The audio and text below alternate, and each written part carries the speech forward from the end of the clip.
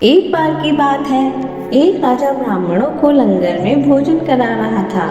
तब अंत में बैठे एक ब्राह्मण को भोजन परोसते समय एक चील अपने पंजे में एक मुर्दा सांप लेकर राजा के ऊपर से गुजरी और उस मुर्दा सांप के मुख से कुछ बूंदें जहर की खाने में गिर गई।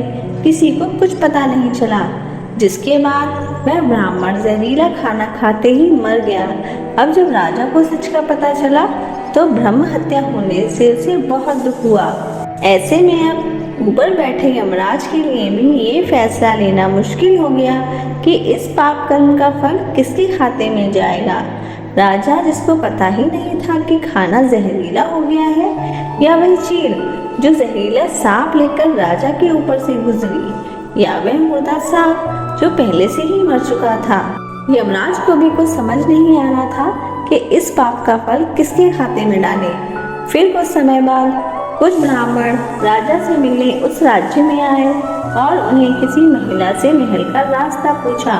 तो उस महिला ने महल का रास्ता तो बता दिया, पर रास्ता बताने के साथ साथ वह ब्राह्मणों से ये भी कहने लगी कि देखो भाई, जरा ध्यान रखना, वह राजा आप जैसे ब्राह्मणों को खाने में जहर देकर मार देता है।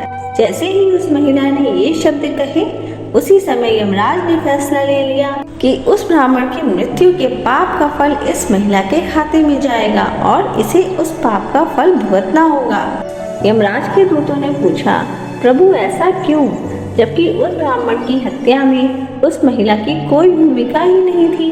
तब यमराज ने कहा, देखो, जब कोई व्यक्ति पाप करता है तब उसे आनंद मिलता है, पर उस ब्राह्मण की हत्या से ना तो राजा को आनंद मिला, ना मरे हुए सांप को आनंद मिला और ना ही उस चील को आनंद मिला, पर उस पाप कर्म की घटना का बुराई के भाव से बखान कर उस महिला को जरूर आनंद मिला।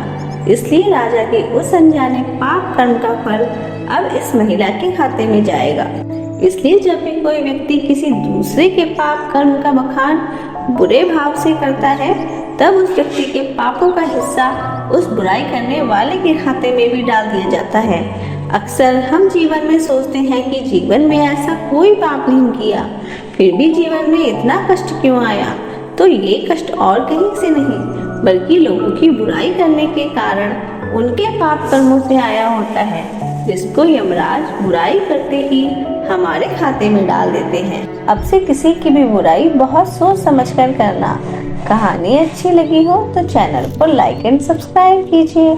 Thanks for watching.